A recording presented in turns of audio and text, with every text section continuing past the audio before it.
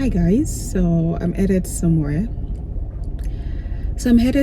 But I thought to quickly do this video. You see, just the way there is a housing crisis in Canada, I think there is also an obvious job crisis as well, to be fair, because I feel like I've spoken with so many persons recently who seem to be struggling with getting a job in Canada, and I have been talking about how to walk around these challenges such that you have a different story. I talked about how you can get jobs from attending industry events. I talked about how you can get jobs from attending job fairs, and today I really want to talk about, I feel like this is the most important way to get a job in Canada, the most effective, but I don't think we've taken advantage of it enough, and that is through referrals. Guys, I didn't know how important this referral thing is in Canada until recently. So a few weeks ago, I told you guys how I became a software engineer in Canada. If you've not seen that video, you go watch it. And so I don't need a job right now, right? I'm very well on my way to building a career somewhere. And apparently, I guess some of the jobs I had applied for a long time ago, a recruiter reaches out to me to say, I'd like to schedule you for an interview, this role, blah blah blah. She gave me details. You know, I almost overlooked that invite, to be honest. Like, when I saw it, I don't need a job, right? I almost overlooked it. I almost just closed my mail and moved on. And then I remembered that a friend of mine needed a job at this time. She, the contract she was doing had expired, so the contract she was doing was over, so she needed another job at this time.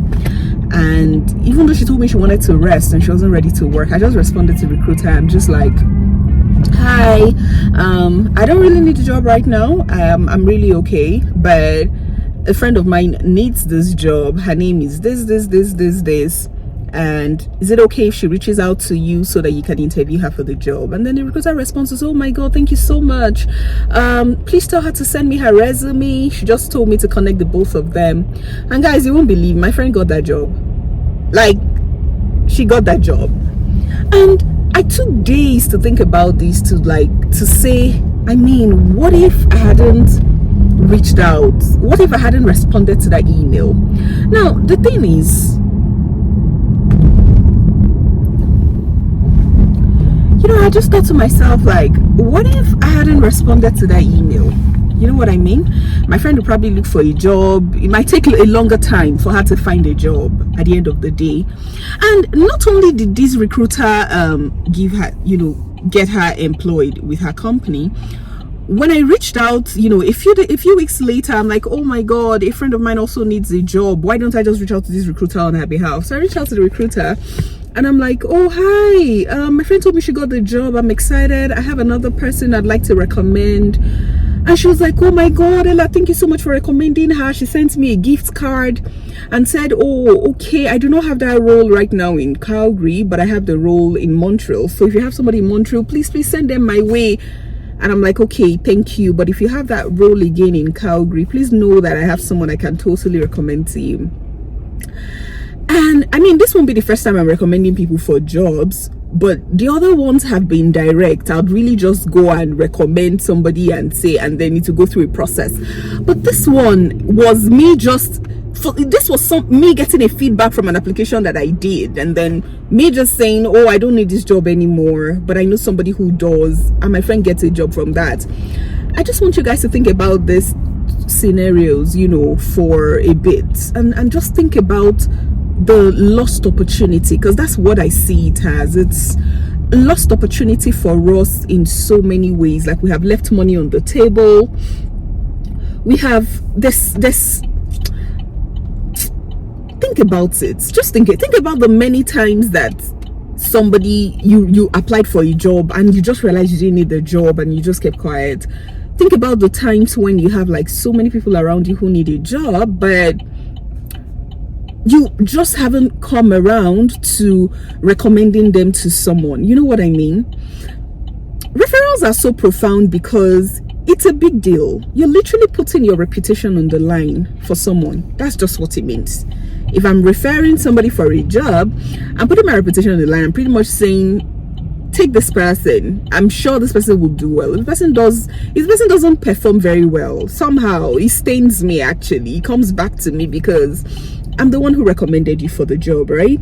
But I just feel like everyone who comes into Canada, you know, whichever way they came in, whether it's through, you know, schooling, whether it's through express entry, I mean, you know how smart we are as a people. So I can assure you, I know that the average person has a lot to offer when it comes to the job space. All they just want is the opportunity. So I'm just doing this video to just say, like, I know that for a lot of us who are fine already in Canada, we probably don't, you know, need to do this. But look around you, there's so many people that you can be helping. We can just keep reducing the number of people who are finding it difficult in Canada just by saying. And what I want us to do is to be proactive about this. You know what I mean? Just be proactive about it. Don't say, oh, the person didn't ask me. You don't have to. I'm telling you, 90% of the referrals that I have done, nobody asked me for it. And when I say 90%, I'm talking over 10 people. Nobody asked me for it. I literally just realized that these people just go here, they will soon be under pressure if they don't get anything, and then I just put out a word for them, and it ends up with them getting a job. And I don't want, you know, it's just like, just knowing that I don't need anything back, but like God would always, you know, just respond to your own needs when you need it, just because you're always there for people, right? So I just want to encourage us, guys, be proactive about making recommendations for people regarding jobs here in Canada. Referrals are a big deal in Canada. Like, you can bypass every other person when a recruitment is going on, provided the referral came from somebody within. It already increases your chances of getting that job over somebody else. And you know, it even also happened to my husband recently again. The moment there's an internal referral, you are placed, your resume on the scale of, you know, preference just trumps every other person. So imagine how much money we're leaving on the table just by not referring people for certain jobs. And then if you're the one who needs the job, I also just want to encourage you, always when you go out and you get to meet people, remember I talked about networking at, you know, job fairs. I talked about not networking at the industry events, but of course you can also network in church, baby. You can also network in church. You can network everywhere, right? And I just want to also, you know, encourage you to always talk about it. I mean, like, not to say you go about parading the fact that you need a job or something, right? But there are people in your life that you know you can always talk to about these things. That is why we should have friends. Trust me, if I see a clique of people who are just friends and nobody is gaining anything, you're not adding value to each other, what's the point, right? But in choosing the kind of friends that we're choosing, in networking, in finding ourselves in certain cycles, right? This should be, if you are the one who needs the job, just tell people, I don't mind if you could just refer me to your company. That would be great. Nobody should take offense with that, right? Nobody should take offense, because if there's an opportunity to refer you, I'm definitely going to do that, and I feel like every other person will do. But maybe a lot of people also just don't know so many people who are in need of these jobs right now. You get me, right? So guys, this is a very quick video, you know, but I just decided to say this as a story, just so that we know that we're leaving so much money on the table, just so that we know that there's missed opportunity for us as immigrants in Canada. If we increase our referral game, if we can just increase our referral game, I'm telling you, unemployment rate among immigrants will be drastically reduced. Drastically. I'm sure by over 50%. I'm almost sure by over 50%. By just putting in a word for the next person. Okay, guys, sorry, the lighting is all over the place, right? It's very good in some places, it's bad in some places. I'm in motion, that's why. But hey guys, I really have to wrap up this video at this time. Like I said, it's just a quick one. I just wanted to shed some light on this hidden gem, this incredible way of getting a job that I don't think we've been taking advantage of enough. Just because I know that if we have been taking advantage of this enough to the degree that we should, we'll have like really low rates of unemployment amongst immigrants. Okay, well,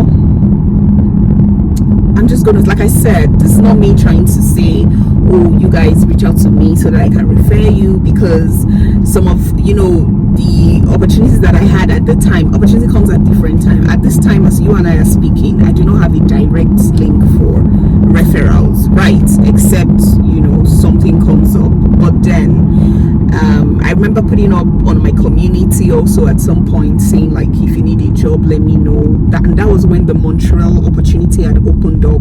Only a few persons responded at the time. So right now I do not. So this is not really me calling out to say, oh, I want to refer you for jobs, but it's just a food for thought for every one of us. It's just something to think on. It's just something to, you know, ruminate, you know, just something to consider and something to decide on. I just want us to collectively, proactively be there for one another and just reduce the burden, just reduce the burden of the lack of jobs that is a bit prevalent amongst new immigrants. You know what I mean? So that's it, guys, for today's video. I still have a lot to talk about. In fact, in the next video, I want to focus on the conversation around, do we need a minimum wage jobs? Like, do we need minimum wage jobs as new immigrants? I remember saying I want to do a video about my 1 year in Canada. What would you like me to talk about? And a few persons said, can you survive on minimum wage jobs? I'm going to answer that question, but I also want to talk about if we actually need the minimum wage jobs or not, and then if we can actually survive on them, okay, in Canada, especially now that inflation is over the roof, you know, prices are just skyrocketing and all that. But then it's definitely a conversation to have, and that's what I'm going to discuss in the next video. It's probably going to be a drive video as well. I'm not sure I'll be able to do that today anymore, but if I can do it, I'll just film it quickly. But yeah, I'll see you guys in the next video where we talk about minimum wage jobs and if all new immigrants do minimum wage jobs, and if families can truly survive on minimum wage jobs here in Canada. Okay, thank you guys for staying with me today. I'll see you in the next one. Bye.